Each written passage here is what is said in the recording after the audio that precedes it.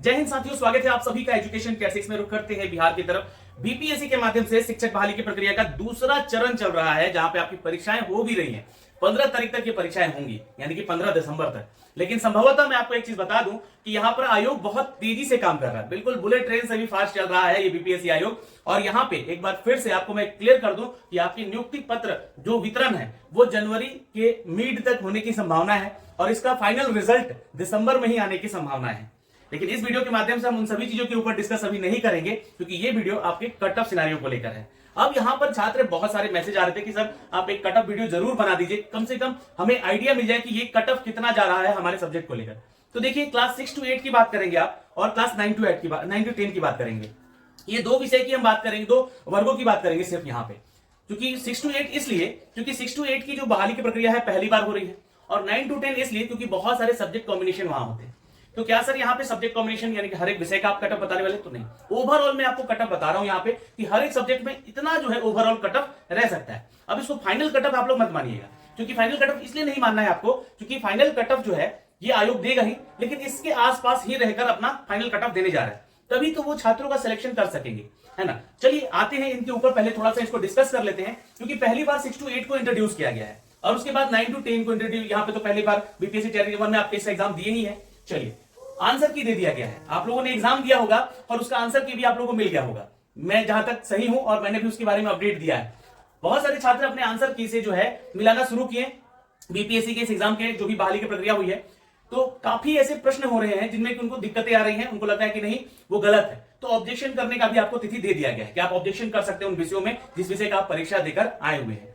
अब ऑब्जेक्शन करने का डेट 14 तारीख तक है, और भी परीक्षाएं हो रही हैं, उनका भी डेट एक्सटेंड करके आपको दिया जाएगा। तो आप लोग जाके वहां से जो है ऑब्जेक्शन कर सकते हैं। 2 से 4 दिन करके जो है आपको ऑब्जेक्शन करने का समय दिया जा रहा है। लेकिन बात वहां पे ऑब्जेक्शन करने की नहीं हो रही है, बात यहाँ पे फाइनल कटअप की हो रही है कि कितना कटअप जा सकता है। तो मैं 6 to 8 और 9 to 10 का ही कटअप बताऊंगा यहाँ पे। लेकिन उससे पहले आपको एक चीज तो और डाउट हो रहा है कि सर हमारा लैंग्वेज पेपर में, यानी कि जो हमारा क्वालिफाइंग पेपर है, लैंग्वेज कहने का मतलब क्या, हमारा जो है यहाँ पे क्वालिफाइंग पेपर है, ये 30 नंबर का जो क्वेश्चन आ रहा है, यहाँ पे खासकर उर्दू और बांग्ला वाले छात्र यानी कि नॉन हिंदी वाले जो छात्र हैं वो बहुत ही ज्यादा परेशान हो रहे थे। तो इसको लेकर अतुल सर ने सिर्फ ट्वीट कर दिया है यहाँ पर कि आपको चिंता करने की जरूरत नहीं है। लेकिन बहुत सारे ऐसे छात्र हैं जो कि बोल रहे हैं कि सर लैंग्वेज का पेपर हमारा कठिन था सर, हमें 30 नंबर में नहीं आ रहे, तो क्या हम यहां फेल हो जाएंगे? तो हम फेल तो बिल्कुल, आप अगर यहां पर आप 30 नंबर में से अगर आपने 9 नंबर लेकर नहीं आए तो आप बिल्कुल फेल हो जाएंगे। और जो पैटर्न पे इस बार एग्जाम दिया, क्योंकि देखिए क्वेश्चन का लेवल क्या था, छात्र तैयारी करके गए थे हिंदी अंग्रेजी का, अगर देखा जाए तो ज्यादातर व्याकरण वाली चीजें देखकर गए थे। मैंने आपको कुछ बुक्स रिकमेंड किए थे, याद होगा आपको, किरण पब्लिकेशन का। वो छात्र बुक को देख के बोल रहे थे कि बहुत लेंदी बुक है, वो लेंदी क्वेश्चंस वहां पे दिए गए हैं, पैराग्राफ्स दिए गए हैं, है ना। तो उसी पैटर्न पे तो उठा के एग्जाम में क्वेश्चन दे दिया गया। पूरा का पूरा जो क्वेश्चन का लेवल हमने देखा है वो लेंदी ही था, मतलब आपका टाइम टेकन था और छात्र उसमें गलतियां किए हैं।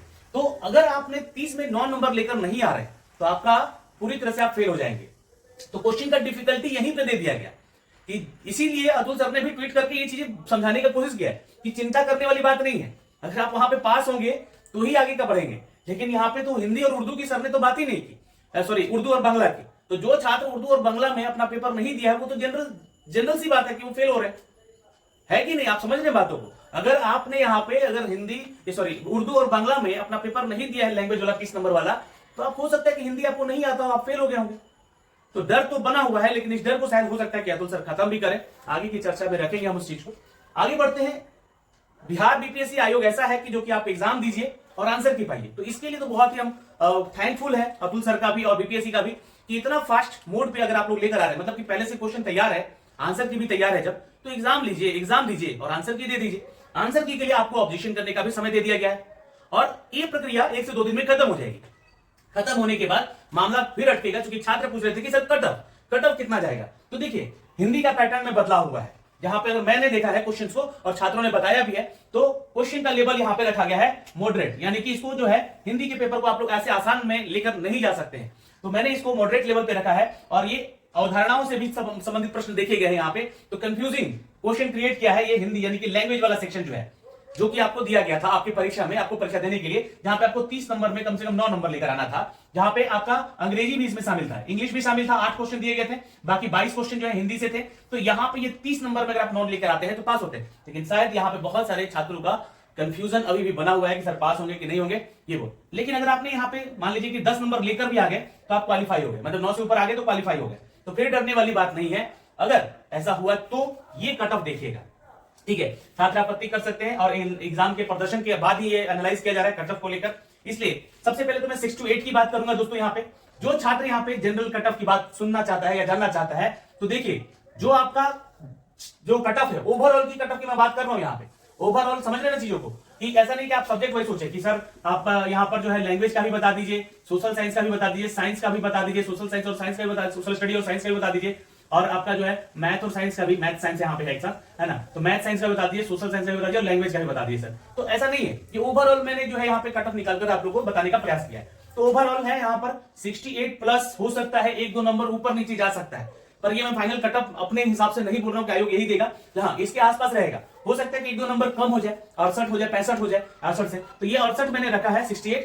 फिर ईडब्ल्यूएस के लिए छात्रों के लिए 65 रखा है, बीसी कैटेगरी के लिए 66 रखा है, ईबीसी कैटेगरी के लिए 64 रखा है, एससी कैटेगरी के लिए 62 है और एसटी के लिए यहाँ पर 60 है। ये अप्रोक्स कट ऑफ यहाँ पे हमने आपको दिया है। अब ये मेरा एनालिसिस है, मैंने जो छात्रों से, जिन छात्रों से बात किया, लगभग मुझे लगता है कि 1000-2000 लोगों से मैंने जो कम्युनिटी में या फिर हमारे अगर देखें टेलीग्राम पे हैं लोग, तो उन लोगों से कनेक्ट करके उनसे क्वेश्चन का लेवल भी पूछा, उनसे बातें हुई हमारी, तो उसके आधार पे हमारा जो है ये एनालाइज कट ऑफ है, जो कि मैं आपको 6 to 8 का बता रहा हूं, ठीक है। एक बार फिर से सुन लीजिएगा, 68 जनरल है, ईडब्ल्यूएस 65 है, बीसी के लिए 66 है, ईबीसी के लिए 64 है, एससी के लिए 62 है, एसटी के लिए 60 है। ये है 9 to 10 में आते हैं, क्योंकि यहां भी सब्जेक्ट कॉम्बिनेशन की बात होती है, तो यहां भी एक लैंग्वेज का पेपर होता है, यहां भी आपका साइंस का पेपर होता है और मैथ का पेपर होता है, यहां भी आपका जो है सोशल स्टडीज के पेपर होते हैं, ठीक है। तो ये भी सब्जेक्ट कॉम्बिनेशन वाले ही टॉपिक से निकाला है हमने, क्योंकि इसमें क्या है कि इसमें लोगों को ना थोड़ा सा पहले से एग्जाम देकर जो है चीजें क्लियर थी। क्लियर क्या थी कि किस पैटर्न पे एग्जाम आ रहा है, पर यहां पे जो है मैंने कट ऑफ हाई क्यों रखा है, यहां पे इसलिए रखा है क्योंकि ये पहली बार हुआ एग्जाम। छात्रों को तो ये अंदाजा था कि यहाँ पे पीआरटी हमने दिया है, 1 to 5 का एग्जाम दिया है, उसी के आधार पे क्वेश्चन आएंगे, लेकिन यहाँ पे फिर कर दिया गया है खेल हिंदी वाला सेक्शन देकर, है ना। तो आप लोग समझ सकते हैं कि आप लोग के साथ जो है ये चीजें हो सकती हैं कि कट ऑफ ऊपर ही जाएगा, नीचे तो आने की संभावना कम है। वहीं पे 9 to 10 में बात करें तो इसका एग्जाम छात्र दे चुके थे पहले, जो भी छात्र देख चुके थे कि किस एग्जाम के पैटर्न पर क्वेश्चन पूछे जा रहे हैं, कौन से टॉपिक से क्वेश्चन आ रहे हैं और कौन सा लेवल से क्वेश्चन आता है ना, तो ये सब कुछ देख चुके थे बीपीएससी टीआरई 1 में।